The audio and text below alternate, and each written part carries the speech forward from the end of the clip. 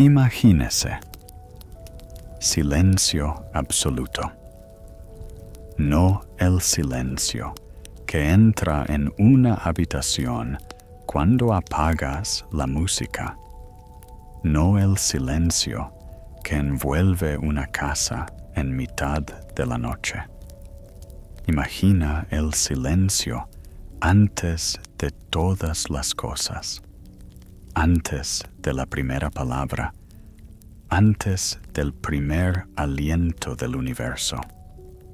En este silencio, donde no hay tiempo ni espacio, donde la noción misma de aquí y allí aún no ha nacido, la luz destella de repente.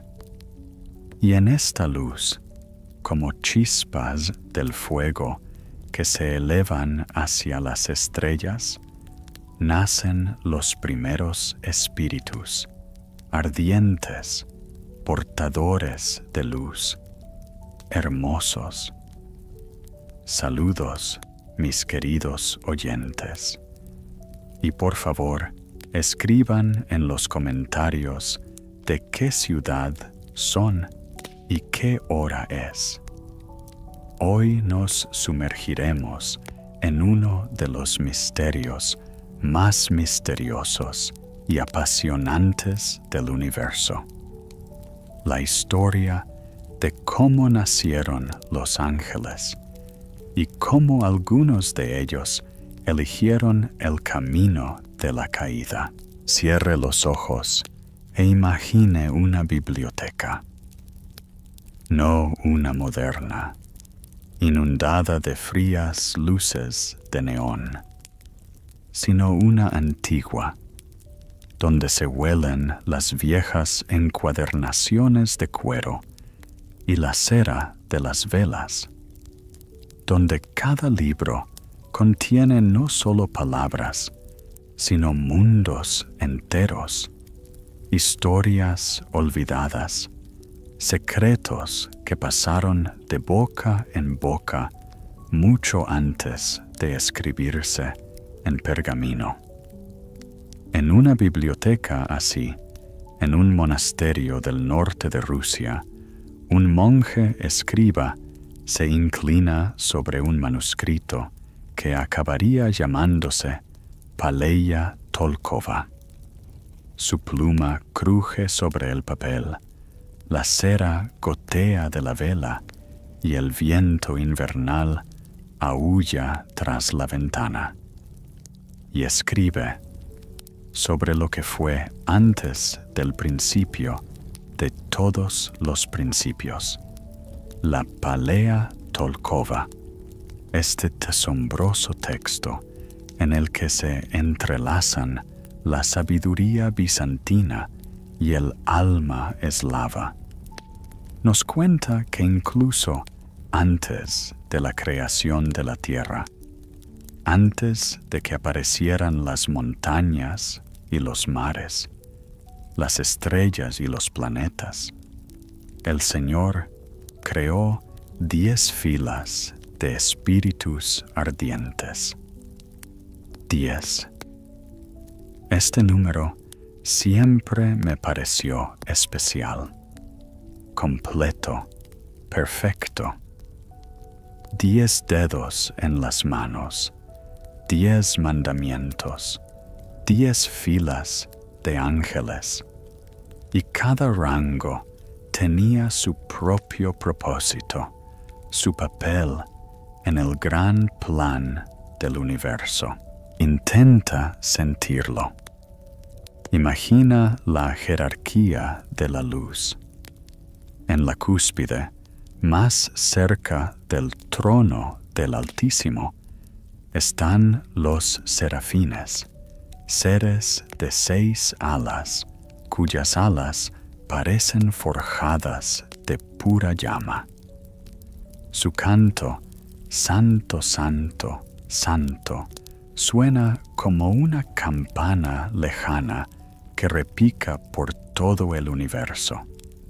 Junto a ellos están los querubines, guardianes de la sabiduría divina, cuyos ojos ven a través del tiempo y el espacio. Y más allá, como los peldaños de una escalera invisible que desciende del trono de Dios a la tierra de los mortales, hay tronos, dominios, potestades, autoridades, principios, arcángeles y por último, ángeles. Pero, ¿qué es un ángel?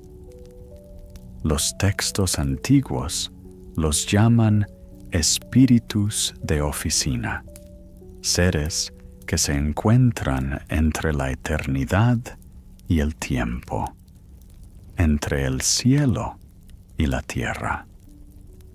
Son incorpóreos, pero pueden tomar forma cuando necesitan aparecer ante una persona.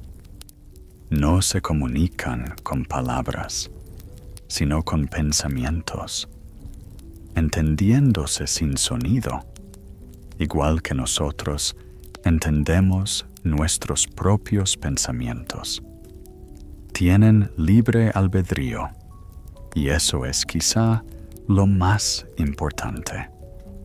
No son marionetas en manos del Creador.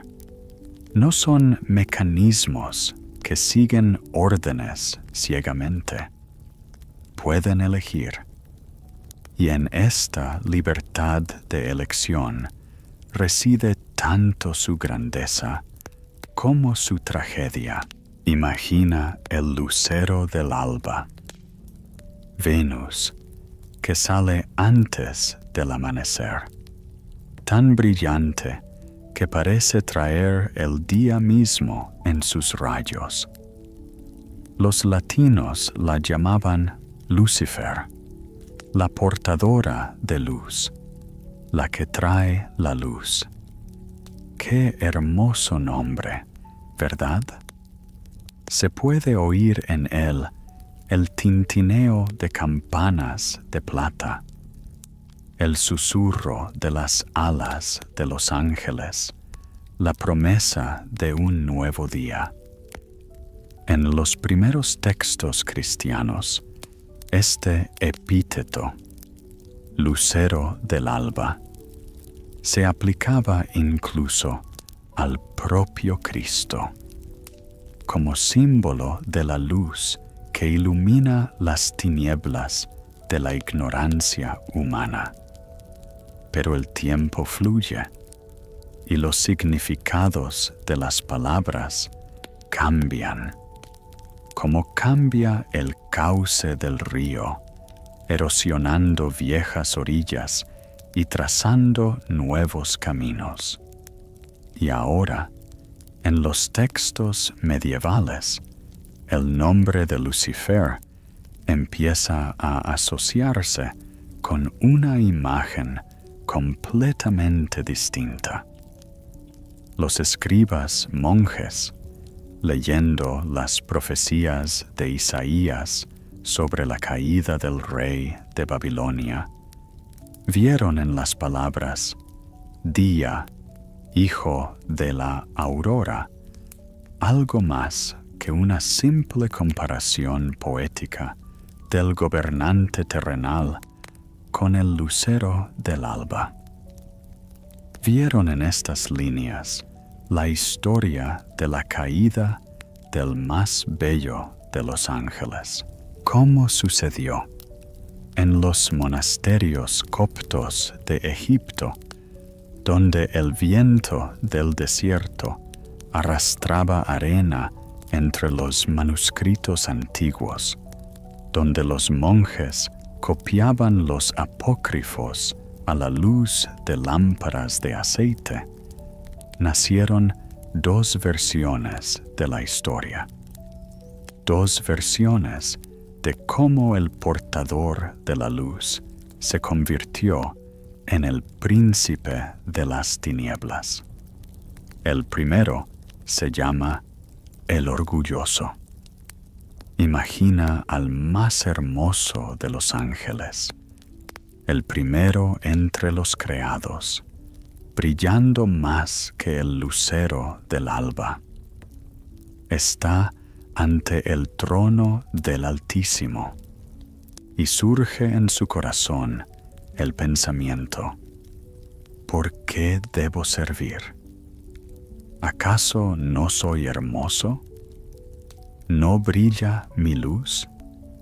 Pondré mi trono más alto que las estrellas del cielo y seré como el Altísimo.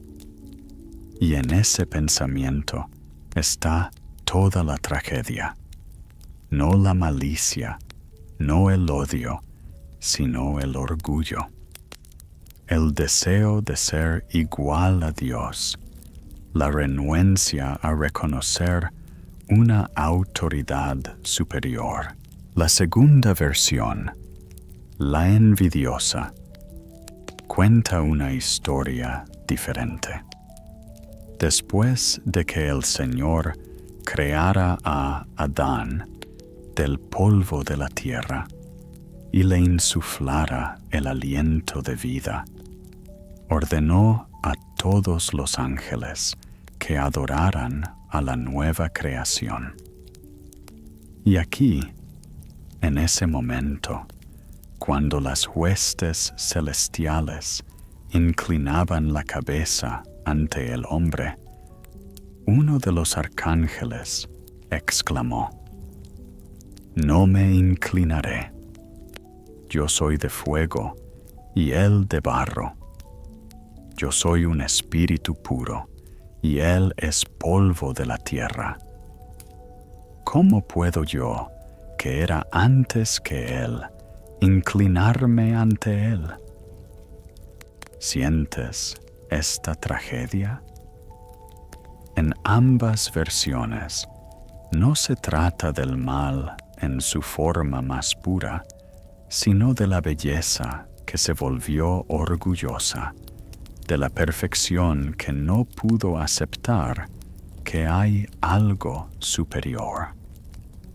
Es una historia de cómo la luz puede convertirse en oscuridad, no porque originalmente fuera oscura, sino porque se apartó de la fuente de la luz. Y ahora los cielos se estremecen con la guerra. El arcángel Miguel, cuyo nombre significa que es como Dios, levanta su espada contra su homólogo caído. Imagina esta batalla, no como un burdo choque de espadas y escudos, sino como un choque de ideas, de principios, de dos concepciones de lo que es la verdad. La luz lucha contra la luz oscurecida. Un ángel lucha contra otro ángel que ha elegido el orgullo en lugar de la humildad.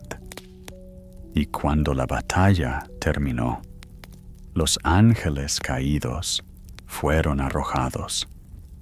Pero, ¿a dónde? Los textos antiguos dicen que al Dudahel, el abismo que está en el cielo. Sí, aunque suene paradójico, según el libro de Enoc, el infierno se encuentra en los cielos. El séptimo cielo es la morada de Dios.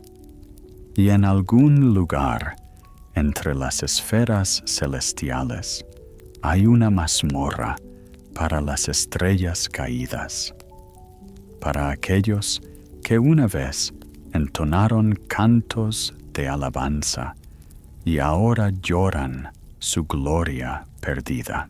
Pero pasarían los siglos y la gente empezaría a confundir nombres y a mezclar imágenes.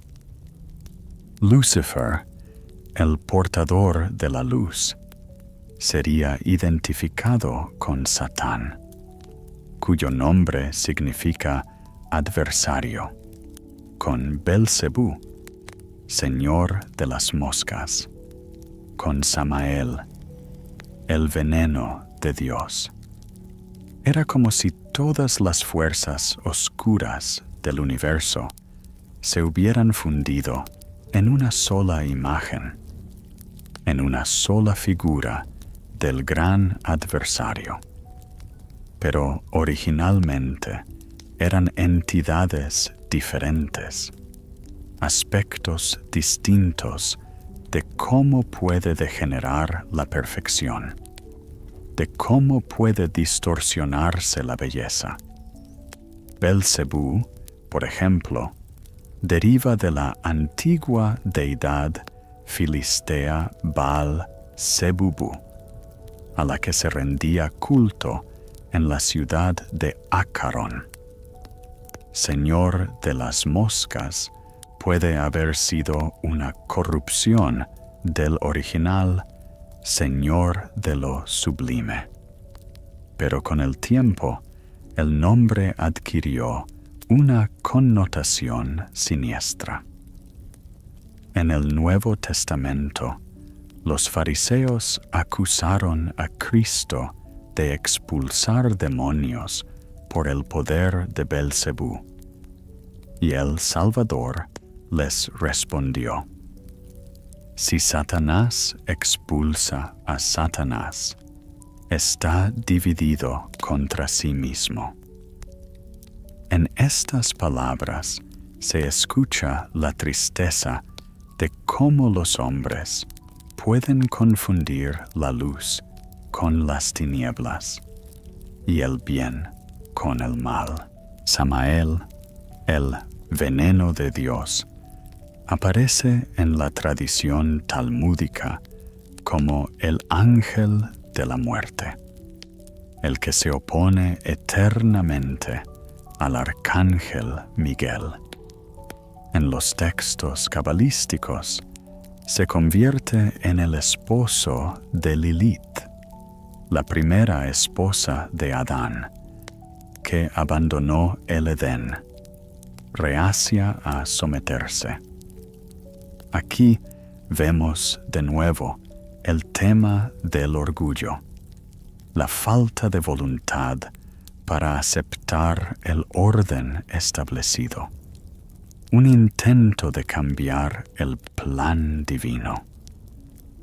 Pero volvamos a la Peli Tolkova, a ese antiguo monje que transcribía estas historias a la luz de las velas. Sabía que no solo estaba escribiendo cuentos de hadas, no historias entretenidas para las largas tardes de invierno. Sabía que cada palabra, cada letra, tenía un significado, que estos textos apócrifos ocultaban verdades profundas sobre la naturaleza del bien y del mal, sobre cómo podía aparecer el mal en un mundo creado por un Dios todo bueno. Y la respuesta que dan estos textos es sorprendentemente profunda. El mal no fue creado como mal. El mal es una distorsión del bien, una degradación de la perfección, una luz que se ha alejado de la fuente de la luz. Los ángeles caídos no eran originalmente demonios, sino ángeles que tomaron la decisión equivocada. Y en esto hay tanto una advertencia como una esperanza. Una advertencia para aquellos que piensan que la belleza, el talento, la perfección les da derecho a la arrogancia. y esperanza para quienes se dan cuenta de que ni siquiera la caída más profunda anula la naturaleza original, creada a imagen de Dios. La pluma del monje cruje en silencio. La cera gotea de la vela. El viento aúlla fuera de la ventana. Y en el pergamino aparecen las palabras sobre cómo Enoc, el bisabuelo de Noé, fue llevado vivo al cielo para convertirse en abogado de los ángeles caídos, en intercesor de los que habían pecado. ¡Qué pensamiento tan asombroso! Que incluso para los caídos hay un intercesor. Que incluso en la caída más profunda no se pierde la esperanza de la misericordia. Y así, en el silencio de una antigua biblioteca, donde el tiempo parece congelado entre las líneas del pergamino, pasamos la página y nos encontramos en un mundo de revelaciones aún más asombrosas. Imaginemos un cielo estrellado sobre el desierto, el tipo de cielo que veían los antiguos cuando no había luces de ciudad que oscurecieran la belleza celeste. Miles de millones de estrellas titilan en el infinito, y parece que entre ellas flotan seres invisibles, que detrás de cada estrella hay su propia historia, su propio misterio. En los monasterios etíopes, en lo alto de las montañas, donde el aire es delgado y parece que se puede tocar el cielo con la mano, los monjes guardaban el libro de Enoc, uno de los más enigmáticos de los apócrifos, que aún hoy forma parte del canon de la Iglesia Ortodoxa etíope. Enoc. Ese nombre se pronuncia como un susurro de viento en el desierto. El bisabuelo de Noé, el hombre que caminó delante de Dios y no llegó a ser porque Dios lo llevó. Llevado vivo al cielo para presenciar misterios que nunca debieron revelarse a ojos mortales. ¿Y qué vio Enoc en sus visiones celestiales? Vio una historia que comenzó mucho antes del diluvio, cuando las aguas aún no habían cubierto la tierra, cuando las montañas eran más altas y los valles más profundos. Vio a 200 ángeles, 200 espíritus de luz, descender del cielo a la cima del monte Hermón. 200. ¿Puedes imaginar ese número?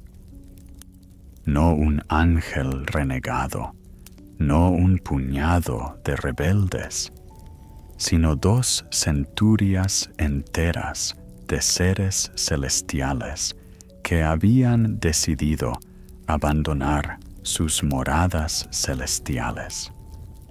A su cabeza estaba Azazel, un nombre que suena como el viento gimiendo en un desfiladero, como el eco resonando en las paredes rocosas.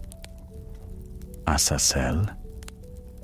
En hebreo, este nombre podría significar chivo expiatorio o el poder de Dios, pero en el libro de Enoc aparece como el principal instructor en las artes prohibidas, como el primero que rompió la frontera entre el cielo y la tierra.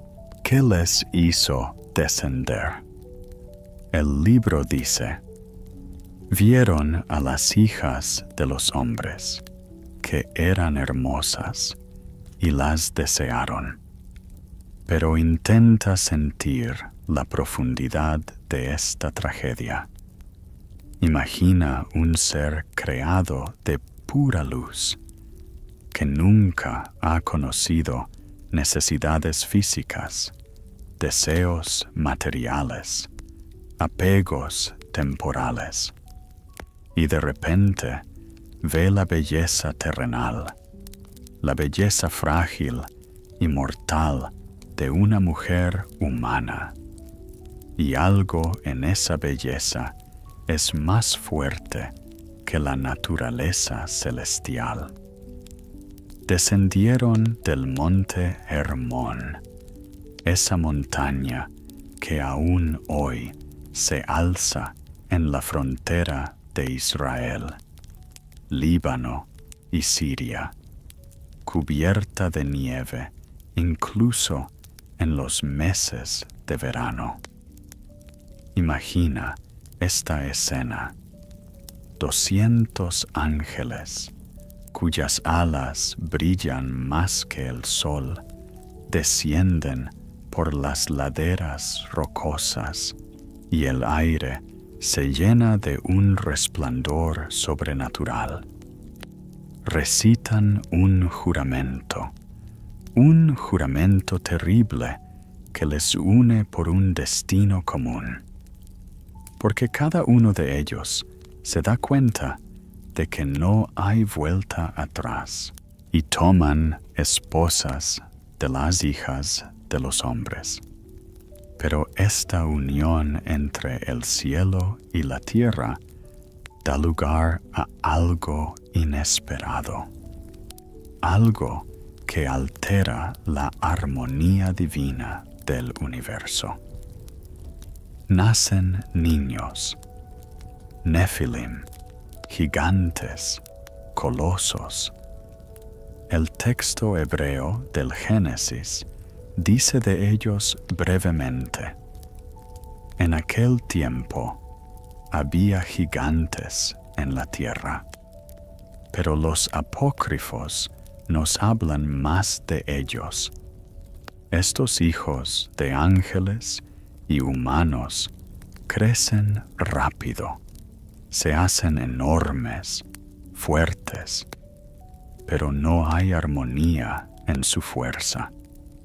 Devoran todo lo que los humanos producen, y cuando las provisiones humanas se vuelven insuficientes, empiezan a devorar a los humanos y luego a los demás. La tierra gime bajo el peso de sus pisadas. El cielo se oscurece con sus gritos. Este ya no es el mundo diseñado por el Creador, sino una terrible parodia de la creación, donde todo está mezclado, donde se han borrado los límites entre lo posible y lo imposible. Pero los ángeles caídos trajeron algo más que esta distorsión física a la tierra. Trajeron conocimiento. Azazel enseñó a la gente a forjar espadas y cuchillos, a fabricar escudos y armaduras. Reveló los secretos de la guerra. Mostró cómo convertir el metal en instrumentos de muerte. Otros ángeles enseñaron magia, astrología, el arte de fabricar amuletos y hechizos. Semmiasas enseñaba a la gente hechizos y pociones. Armaros les enseñaba a romper amuletos. Baraquiel les enseñaba astrología y Cocabiel les enseñaba los signos de las estrellas. Piénsalo. El conocimiento en sí mismo no es malo. La capacidad de trabajar el metal, de comprender el movimiento de las estrellas, de conocer las propiedades de las hierbas y las piedras. Todo esto puede servir para el bien. Pero cuando este conocimiento llega en el momento equivocado, cuando se da a seres que aún no están preparados para asumir la responsabilidad de tal poder, se convierte en una maldición. Es como dar a un niño una espada afilada o enseñarle a controlar los elementos cuando aún no ha aprendido a controlar sus propias emociones. Y ya la tierra está llena de violencia. Los pueblos que han aprendido el conocimiento de la guerra comienzan a exterminarse unos a otros. Los que han aprendido magia la utilizan para dominar a los de su propia especie. La astrología, destinada a ayudar a comprender la armonía del cosmos, se convierte en superstición. La tierra, que antes era un jardín, se convierte en un campo de batalla. Se oye el llanto en los salones celestiales. Los arcángeles, Miguel, Gabriel, Rafael, Uriel, se acercan al trono del Altísimo y dicen: ¿Ves lo que ha hecho Azazel? ¿Cómo ha enseñado toda la maldad en la tierra y ha revelado al mundo todos los misterios que se cumplen en el cielo? Y su voz no está llena de ira, sino de dolor. Dolor por los hermanos que han caído, por la gente que está sufriendo, por el mundo que está siendo distorsionado. Y entonces el Señor pronuncia su sentencia. No furioso, no vengativo, sino lleno de la misma tristeza que había en las voces de los arcángeles. El diluvio limpiará la tierra, lavará las huellas de la violencia y la distorsión. Azazel será atado y arrojado al desierto de Dudael, a un pozo cubierto de piedras afiladas, donde esperará el gran día del juicio. El resto de los ángeles caídos compartirán su destino. Pero antes de que esto ocurra, Enoc recibe una tarea especial. Se le ordena ser un mediador, un intercesor por los caídos. Imagina a este hombre, un simple mortal, que debe hablar con seres cuya naturaleza es inconmensurablemente superior a la del hombre. Se dirige a los ángeles caídos y les comunica el juicio divino. Y ellos lloran. Sí, los ángeles pueden llorar. Le piden a Enoc que escriba una petición de perdón para ellos. ¡Qué escena tan conmovedora! Los seres poderosos que antes cantaban alabanzas ante el trono del Altísimo, ahora suplican al hombre mortal que interceda por ellos. Y Enoc se sienta junto al agua y escribe su petición. Y luego se queda dormido, y en sueños tiene una visión de un trono rodeado de fuego, donde una voz le dice: «Ve y dile a los guardianes del cielo que te enviaron a suplicar por ellos. Tú debes suplicar por los hombres, y no los hombres por ti».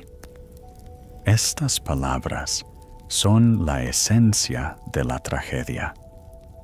Los ángeles fueron creados para servir, para ayudar a la gente en su ascenso hacia Dios. Pero cambiaron de lugar con aquellos a quienes debían servir. Se convirtieron en mendigos en lugar de intercesores.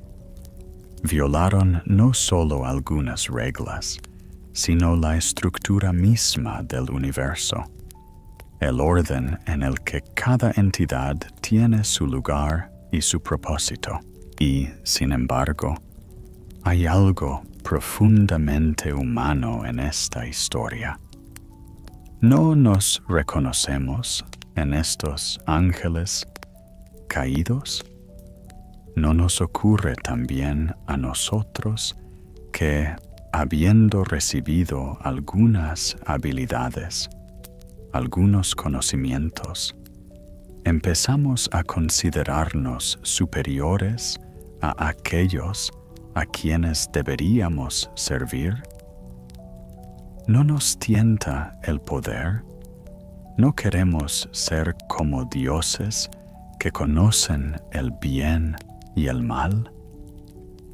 El libro de Enoc fue escrito en una época en que el pueblo judío estaba pasando por duras pruebas, cuando parecía que el mal triunfaba en el mundo, que no había justicia. Y este libro dio la respuesta: el mal no es omnipotente, tiene su principio y tendrá su fin. Los ángeles caídos están atados y esperan el juicio, pero los justos, como Enoc, serán llevados vivos a las mansiones celestiales. Pero el libro de Enoc no fue el único relato apócrifo sobre los ángeles y su caída. En las bibliotecas de la antigüedad se encontraban los testamentos de los 12 patriarcas, donde cada uno de los hijos de Jacob, antes de su muerte, relataba su vida a sus descendientes y les daba instrucciones. Estos pactos también hablaban de los ángeles caídos, de cómo corrompieron a la humanidad, de cómo enseñaron a la gente pecados que no sabían que habían cometido. Existía el libro de los jubileos, también llamado el Pequeño Génesis. Relataba la historia desde la creación del mundo hasta el éxodo de Egipto, pero añadía muchos detalles que no se encontraban en el texto canónico. También hablaba de los guardianes, ángeles que bajaron a la tierra para enseñar justicia, pero que se encapricharon de las hijas de los hombres y engendraron gigantes. estaban los Salmos de Salomón, los libros de Baruch, la Ascensión de Moisés. Cada apócrifo añadía sus propios colores al panorama general, sus propios detalles a la historia de cómo la perfección puede distorsionarse, de cómo el bien puede convertirse en mal. Especialmente interesantes son los textos coptos escritos en Egipto por cristianos que conservaron la lengua de los antiguos faraones. En estos textos, la historia de la caída de Satanás se fue detallando cada vez más. El libro de la postración de Miguel contaba cómo Satanás fue la primera creación de Dios, creado para diversión de los ángeles, pero que se volvió orgulloso y se creyó igual a la Santísima Trinidad. En las cuestiones de Teodoro, el motivo de la caída no fue solo el orgullo, sino también la idolatría. Satanás se adoró a sí mismo en lugar de al Creador. Y en el apócrifo griego, las preguntas de Bartolomé, el propio ángel caído relata su caída. Yo fui el primer ángel creado por Dios, y cuando hizo a Adán de barro, me ordenó que le adorara. Pero yo dije, no adoraré al barro y a la materia. Estoy hecho de fuego y luz. ¿Cómo puedo adorar al polvo? Y en estas palabras no se oye tanto ira como incomprensión, incapacidad de comprender la lógica divina, según la cual lo superior sirve a lo inferior, lo fuerte ayuda a lo débil. En la cueva de los tesoros siríaca, esta historia toma otro giro. Los ángeles caídos pierden sus vestiduras de gloria, al igual que Adán y Eva perdieron sus vestiduras de luz tras la caída en el pecado. Este paralelismo simbólico sugiere que el pecado es de la misma naturaleza, tanto en el mundo celestial como en el terrenal. Es siempre un rechazo del orden divino, un intento de poner la propia voluntad por encima de la voluntad del Creador. Y en silencio, muy en silencio, en la penumbra de las antiguas bibliotecas, los escribas continuaron su trabajo. Copiaban estos textos no porque los consideraran iguales a las sagradas escrituras, sino porque veían en ellos un intento de la mente humana por comprender el misterio del mal, por explicar por qué existen el sufrimiento y la injusticia en el mundo creado por el Dios Todopoderoso. Ahora imagina un scriptorium en un monasterio alejandrino.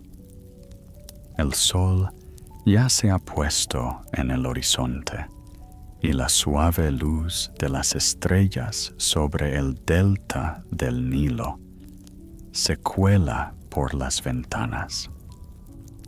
El monje está inclinado sobre un papiro en el que se entrecruzan letras coptas en escritura árabe, últimos ecos de la lengua de los antiguos faraones. Está escribiendo una historia que se transmitirá a través de los siglos, con nuevos detalles, como a un árbol le crecen los anillos del tiempo. En los textos coptos, el mito de la caída del diablo cobra vida propia.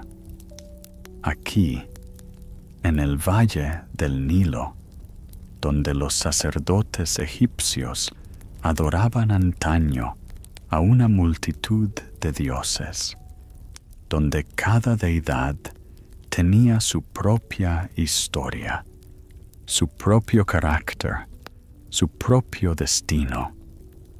Los escritores cristianos no podían evitar llevar a sus relatos el pluralismo religioso que había vivido en la sangre egipcia durante siglos.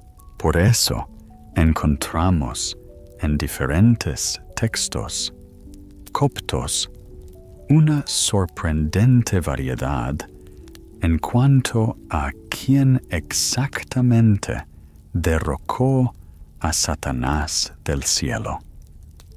En algunos manuscritos lo hacen los 4 misteriosos animales del Apocalipsis de Juan, las mismas criaturas con rostro de hombre, león, ternero y águila que rodean el trono del Altísimo. En otros textos, un querubín con forma temblando león, cuyos ojos arden como carbones y cuya melena ondea con el soplo de la eternidad, desempeña un papel activo. En algún lugar se menciona a un querubín sin nombre, y en algunas listas es el propio Arcángel Miguel quien levanta su espada contra su colega caído. Esta variación sugiere que los cristianos egipcios no buscaban la uniformidad en los detalles. Lo importante para ellos no era la letra de la tradición, sino su espíritu. Era importante mostrar que el mal no es todopoderoso, que hay fuerzas que pueden vencerlo, que la propia estructura del universo contiene la posibilidad del triunfo de la luz sobre las tinieblas. El libro del poste de Miguel copto es especialmente sorprendente. En él se cuenta que Satanás fue la primera creación de Dios, creada para diversión de los ángeles. Imaginemos esta escena: un universo joven, la hueste celestial recién nacida, y entre ellos el más bello de todos, el que iba a ser su alegría, su hermano mayor, su ejemplo. Pero este primogénito, desde el momento de su creación, se creyó igual a la Santísima Trinidad. Hay una tragedia peculiar en esta historia.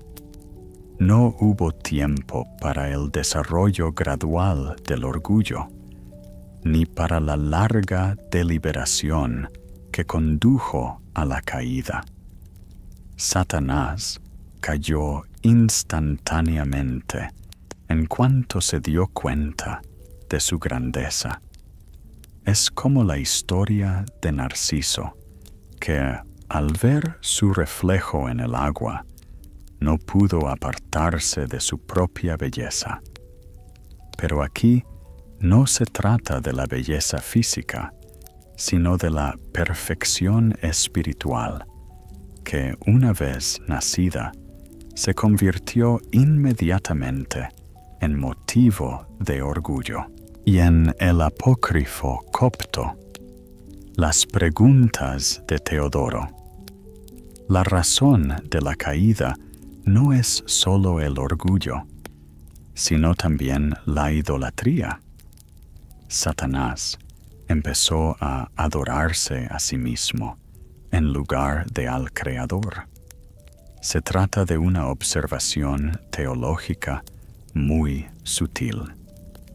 El mal no comienza con la negación de Dios, sino con la sustitución de Dios por sí mismo.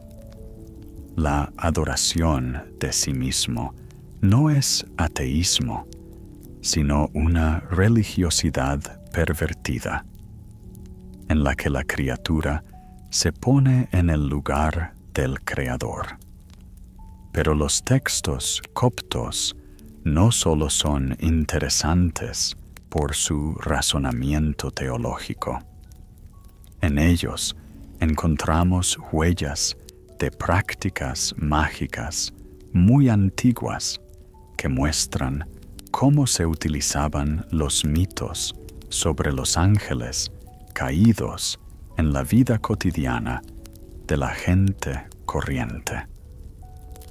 Imaginemos una aldea egipcia en algún lugar del Alto Nilo. Es de noche. Las estrellas se reflejan en el agua que fluye lentamente y una bruja se sienta en una choza junto a la cama de un niño enfermo. Susurra un conjuro que mezcla oraciones cristianas y antiguas fórmulas mágicas. Y en este conjuro está la historia de cómo Satán se negó a adorar a Adán, cómo fue expulsado del cielo por hacerlo, y cómo su nombre puede utilizarse ahora para curar. En los papiros mágicos, una variante del mito de Satán, el envidioso, se utiliza como historiola, un breve elemento narrativo que los magos creían que tenía un poder propio. Se creía que contando la historia en un contexto determinado, con ciertas palabras y gestos, se podían despertar las mismas fuerzas que antaño operaban en los reinos celestiales. Pero lo más sorprendente es que estos textos mágicos se refieren a Adán con nombres secretos. No se le llama con un nombre conocido, sino con antiguos epítetos mágicos que probablemente se remontan a fuentes egipcias o incluso más antiguas. Esto sugiere que la figura del primer hombre en la conciencia popular estaba rodeada de especial reverencia y misterio. En algunos textos coptos también encontramos la historia de la seducción de Eva. Pero aquí el diablo no actúa con meras palabras, sino que utiliza algún tipo de poción o sudor de las fuentes de los ríos del paraíso. Este detalle muestra cómo los relatos cristianos se vieron infiltrados por la idea de las pociones mágicas, de que el mal puede actuar solo mediante la persuasión, sino también a través de medios materiales. La leyenda del pacto de Adán con Satanás es especialmente interesante. La versión eslava de La vida de Adán y Eva cuenta que Adán, tras su expulsión del paraíso, hizo un pacto por escrito con el diablo. ¿Se imaginan esta escena? El primer hombre, expulsado del Edén, vagando por una tierra hostil, se encuentra con su destructor. Y hay una especie de acuerdo entre ellos, escrito en pergamino o papiro. ¿De qué podía tratar este pacto? Quizá fuera que Satanás prometió ayudar a Adán en su vida terrenal, enseñarle a sobrevivir en un mundo que se había vuelto hostil tras la caída. Y Adán, a cambio, reconoció algún tipo de poder del diablo sobre sí mismo y sus descendientes. Esto recuerda a las leyendas medievales de pactos con el diablo. Pero aquí se trata de una trama mucho más arcaica. Y este contrato, según la leyenda, fue roto más tarde por Jesucristo. En la homilía copta, el Salvador, durante su descenso a los infiernos, rompe esta carta, liberando a la humanidad del poder del diablo. El simbolismo aquí es profundo. El mal actúa mediante relaciones legales y formales, mientras que el bien actúa mediante la misericordia y el perdón, que están por encima de toda ley. Pero volvamos al tema de la diversidad en los textos coptos. Esta diversidad afecta no solo a los detalles, sino también a la interpretación misma de la naturaleza del mal. En algunos textos, Satán aparece como un ser originalmente inclinado al mal. En otros, como una figura trágica que ha caído a causa de su propia perfección. En el libro de la postura de Miguel hay un detalle sorprendente. Cuando Satanás cae del cielo, un rugido sale de su nariz y su aliento le abandona.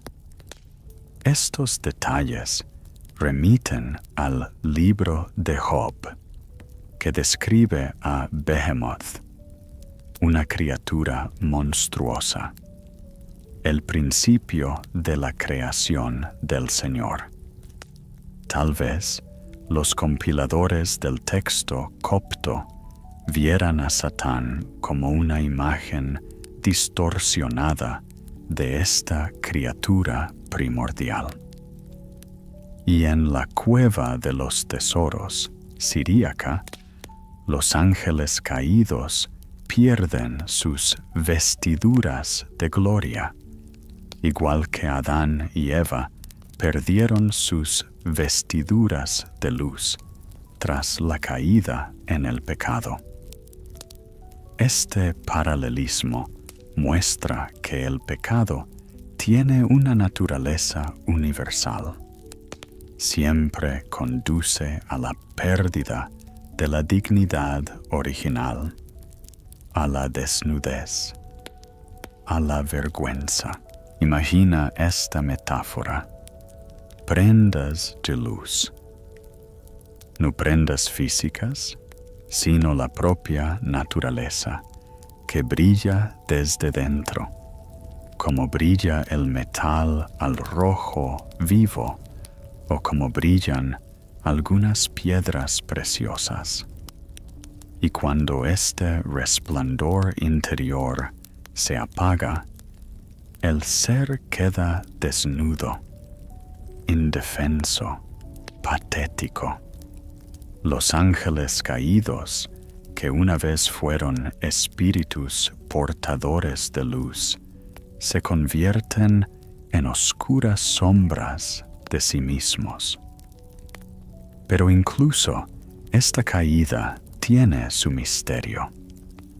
En algunos textos gnósticos que se conservaban en los monasterios egipcios junto con los ortodoxos, la caída de Satán se trata como un elemento necesario del plan divino. Sin oscuridad no habría luz, sin mal no habría bien. Sin la caída no habría posibilidad de ascensión. Esta idea puede parecer herética, pero tiene un profundo significado psicológico. El hombre no conoce el bien en abstracto, sino en oposición al mal. Valoramos la luz porque sabemos lo que es la oscuridad. Perseguimos la verdad porque nos hemos topado con la falsedad. Comprendemos la belleza del amor porque hemos visto la fealdad del odio. Y así, en algunos apócrifos, Satanás aparece no solo como un antagonista, sino como un ayudante involuntario en la salvación de la humanidad. Sus tentaciones obligan a las personas a tomar decisiones, desarrollan sus músculos espirituales y les ayudan a fortalecerse. Se trata de un pensamiento teológico muy sutil que requiere un manejo cuidadoso, pero que muestra hasta qué punto pensaban los autores antiguos sobre la naturaleza del bien y del mal. En los textos mágicos coptos, esta ambivalencia es especialmente pronunciada. Por un lado, los nombres de los ángeles caídos se utilizan para defenderse del mal. La lógica es simple. ¿Quién conoce mejor el mal que aquellos que se han convertido en malvados? Por otro lado, estos mismos nombres se invocan para dañar a sus enemigos. La frontera entre la magia blanca y la magia negra en la conciencia popular era muy delgada. Imaginemos a un agricultor copto que va al campo al amanecer y susurra un conjuro invocando los nombres de arcángeles para proteger sus cosechas de la langosta. Y al atardecer el mismo hombre, ofendido por su vecino, lanza otro conjuro con los nombres de ángeles caídos y les pide que arrojen una enfermedad o mala suerte sobre el infractor. Para él, no se trata de una contradicción, sino de herramientas diferentes para tareas diferentes. Las autoridades eclesiásticas, por supuesto, lucharon contra tales prácticas. Se elaboraron listas de libros prohibidos, se predicaron sermones contra la superstición y se quemaron papiros mágicos. Pero la cultura popular se obstinó en preservar estos antiguos conocimientos, transmitiéndolos de generación en generación, a menudo de forma encriptada. Y en este enfrentamiento entre la Iglesia oficial y la religiosidad popular, los apócrifos desempeñaron un papel especial. Eran como un puente entre los textos canónicos y las prácticas mágicas. Por un lado, contenían tramas y nombres cristianos. Por otro, daban cabida a la imaginación, a añadidos, a interpretaciones que no siempre encajaban en el marco de la ortodoxia. Los papiros crujen en silencio en la antigua biblioteca. Las estrellas se abren paso lentamente por el cielo. En algún lugar lejano, un ave nocturna grita, y su grito resuena en las rocas. Y en el scriptorium, un monje continúa su trabajo, transcribiendo las antiguas historias de cómo nacieron los ángeles y cómo algunos de ellos eligieron el camino de la caída. Y cada letra que inscribe en el papiro no es solo un signo, sino un vínculo vivo entre el pasado y el futuro, entre el cielo y la tierra, entre el mundo visible y el invisible. Y así llegamos al final de nuestro viaje nocturno a través de las páginas de antiguos manuscritos, donde las sombras de los ángeles viven entre las líneas, y en cada palabra hay un destello de eternidad.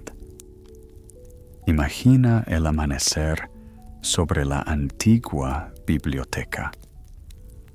Los primeros rayos del sol penetran por las estrechas ventanas y tienden franjas doradas sobre los viejos folios. La noche pasa, llevándose consigo visiones místicas, pero dejando en el alma ese sentimiento especial que surge cuando se tocan los grandes misterios del espíritu humano. ¿Qué hemos aprendido esta noche? Hemos recorrido la asombrosa historia de cómo la humanidad ha luchado durante milenios por comprender la naturaleza del mal, y la respuesta que dan los textos apócrifos resulta ser sorprendentemente profunda y moderna. El mal no es una fuerza primordial e independiente. El mal es el bien que se ha distorsionado, la luz que se ha alejado de la fuente de la luz, la perfección que se ha enorgullecido de su propia perfección. Piénsalo.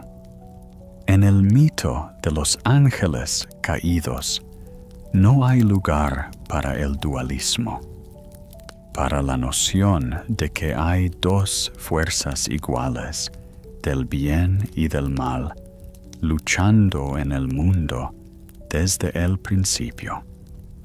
Solo hay una fuente de todas las cosas, un creador, un principio, y el mal surge como una distorsión de este principio único, como una disonancia en la gran sinfonía del universo. Lucifer, el portador de la luz, se convierte en Satán, el adversario. Azazel, cuyo nombre podría significar el poder de Dios, se convierte en maestro de artes prohibidas. Samael, el veneno de Dios, se convierte en el ángel de la muerte. Pero en su origen, todos eran ángeles de luz, portadores de la voluntad divina, servidores de la armonía suprema. ¿Qué ocurrió? En los textos coptos encontramos dos explicaciones principales, dos líneas de comprensión de esta tragedia. La primera es el orgullo. Pondré mi trono más alto que las estrellas del cielo y seré como el Altísimo. Este es el deseo de igualdad con Dios, la renuencia a permanecer en la posición de la creación, el deseo de convertirse en el creador de sí mismo. La segunda es la envidia. No adoraré el barro y la materia. Es la incapacidad de aceptar la lógica divina por la que lo superior sirve a lo inferior. Lo espiritual ayuda a lo material. El ángel se convierte en guardián del hombre. Es una rebelión contra la paradoja del amor que siempre sigue el camino del egoísmo. Pero, ¿no viven estos dos motivos en cada uno de nosotros? ¿No sentimos la tentación del orgullo cuando alcanzamos algún éxito? ¿Cuando nos alaban? ¿Cuando nos sentimos superiores a los demás? ¿No nos molesta que nos pidan que sirvamos a quienes consideramos inferiores en educación, capacidad, estatus social? La historia de los ángeles caídos no es un antiguo cuento de hadas, sino un espejo en el que podemos ver nuestra propia alma. Y lo más sorprendente es que este espejo no acusa, no condena, sino que explica, muestra que el mal no es un juicio, sino una enfermedad, no un destino, sino una elección, no una esencia, sino una distorsión de la esencia. En los textos apócrifos vemos cómo esta verdad penetraba en la conciencia popular, cómo vivía en la vida cotidiana de la gente corriente. Un campesino egipcio que lanzaba un conjuro contra la enfermedad invocaba los nombres de los arcángeles no como celestiales lejanos, sino como protectores reales que comprendían el sufrimiento humano. Un monje copto que reescribía la leyenda de la caída de Satán no veía en ella un concepto teológico abstracto, sino una historia viva de cómo incluso las cosas más bellas pueden distorsionarse si uno no se vuelve constantemente hacia la fuente de luz. Los papiros mágicos en los que se utilizaban los nombres de los ángeles caídos en hechizos de encantamiento. Nos muestran lo profundamente arraigada que está en la conciencia humana la idea de que el mal conoce al bien desde dentro, que la oscuridad recuerda a la luz, que un ángel caído sigue siendo un ángel, solo que distorsionado. Y en esto hay tanto advertencia como esperanza. Advertencia, porque muestra lo delgada que es la línea que separa el bien del mal, lo fácilmente que la perfección puede convertirse en orgullo y el servicio en autoafirmación. Esperanza, porque muestra que el mal no tiene naturaleza propia, que en el fondo de cada criatura caída permanece el recuerdo de su naturaleza original. Imaginemos a Dante en su Divina Comedia, situando a Lucifer en el centro mismo del infierno, congelado en el hielo de sus propias lágrimas. No es una imagen del mal triunfante, sino del mal sufriente, un mal que se castiga a sí mismo por su alejamiento del amor. O recordemos a Milton con su Paraíso Perdido, donde Satán pronuncia las famosas palabras: es mejor reinar en el infierno que servir en el paraíso. En estas palabras está la tragedia del orgullo, que prefiere la grandeza en la soledad a la unidad en el amor. Estos grandes poetas se inspiraron en las mismas fuentes que hemos estado estudiando esta noche, de leyendas apócrifas, de manuscritos coptos, de antiguos intentos de comprender el misterio del mal, y han demostrado que estos textos antiguos no han quedado obsoletos, no han perdido su relevancia. Al contrario, nos ayudan a comprendernos a nosotros mismos, nuestra época, nuestros conflictos interiores.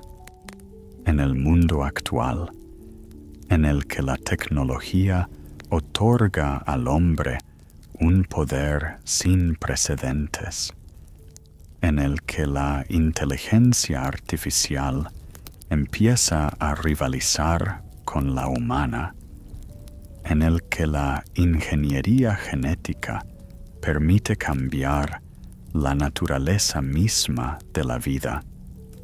Las cuestiones planteadas en el libro de Enoch son especialmente agudas. ¿Qué ocurre cuando el conocimiento precede a la sabiduría? ¿Qué ocurre cuando el poder no va acompañado de responsabilidad? ¿Cómo distinguir entre servicio y dominación, entre ayuda y manipulación? Azazel, que enseñó a forjar espadas, hoy podría enseñar a construir bombas atómicas. Semiasas, que descubrió los secretos de los hechizos, hoy podría ser el inventor de los medios de comunicación de masas que moldean la conciencia de millones de personas. Armaros, que conocía la astrología, en nuestro tiempo sería el creador de algoritmos que predicen y guían el comportamiento humano. Y la pregunta sigue siendo la misma. ¿Sirven estos conocimientos para elevar al hombre o para esclavizarlo? ¿Ayudan al hombre a acercarse a Dios o le hacen creerse un Dios? Hay un motivo sorprendente en los textos apócrifos. Enoc se convierte en intercesor de los ángeles caídos. Un hombre mortal intercede por espíritus inmortales. Esto da un vuelco a las ideas habituales de jerarquía, mostrando que a veces el débil puede ayudar al fuerte. El más bajo puede ayudar al más alto. El hombre puede ayudar a un ángel, y no es esa la belleza de la comprensión cristiana del mundo. No es que el fuerte domine al débil, sino que el amor convierte el servicio en alegría y la humildad en grandeza. Enoc, que fue llevado vivo al cielo, no porque fuera más fuerte que los ángeles, sino porque caminó delante de Dios, muestra el camino que todo ser humano puede seguir. Este camino no requiere habilidades sobrenaturales, conocimientos mágicos ni revelaciones especiales. Solo requiere una cosa: volvernos constantemente hacia la fuente de luz, recordarnos constantemente que no somos dioses sino criaturas, que nuestras capacidades son un don y no nuestro mérito, que nuestra vocación es servir y no dominar.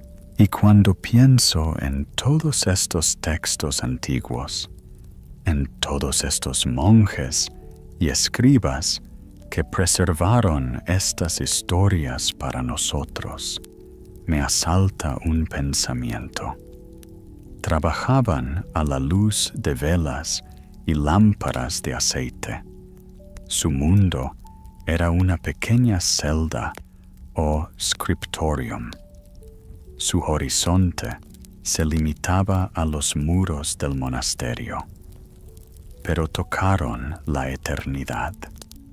Reflexionaron sobre cuestiones que han preocupado a la humanidad durante milenios.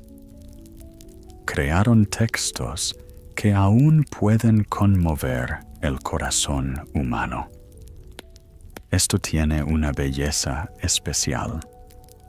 En nuestro mundo de posibilidades infinitas y comunicación instantánea, a menudo perdemos la capacidad de reflexión profunda, de maduración lenta del pensamiento, de esa búsqueda paciente de la verdad que no requiere rapidez, sino constancia. Y estos textos antiguos, creados en el silencio y la soledad, nos enseñan precisamente eso. Demuestran que las preguntas más importantes no tienen respuestas rápidas, que los secretos del universo no se revelan a los que tienen prisa, sino a los que saben esperar y escuchar. Puede que usted y yo vivamos en una época en la que los ángeles parecen metáforas y los demonios una reliquia de la superstición. pero las cuestiones que plantea el apócrifo siguen vivas. ¿Cómo evitar que el conocimiento se convierta en arrogancia? ¿Cómo conservar la capacidad de servir en un mundo que enseña a dominar? ¿Cómo seguir siendo humanos en una época que promete convertirnos en dioses? Cada uno debe responder a estas preguntas por sí mismo, en el silencio de su corazón, a la luz de su conciencia. Pero los textos antiguos nos dan una brújula para esta búsqueda. Nos muestran la dirección en la que debemos movernos. El sol ya había salido sobre la antigua biblioteca. Las velas se han consumido, las estrellas se han apagado y ha amanecido un nuevo día. Pero las historias que hemos escuchado esta noche no pertenecen solo al pasado. Viven en el presente, esperan el futuro, se dirigen a cada uno de nosotros con la eterna pregunta: ¿qué quieres ser? ¿Un ángel de luz o un ángel caído? Buenas noches, queridos oyentes. Que vuestros sueños sean brillantes y que la mañana traiga nuevas oportunidades para el bien. Y recuerden, cada nuevo día es una nueva oportunidad para elegir la luz sobre la oscuridad, el servicio sobre el orgullo, el amor sobre el amor propio.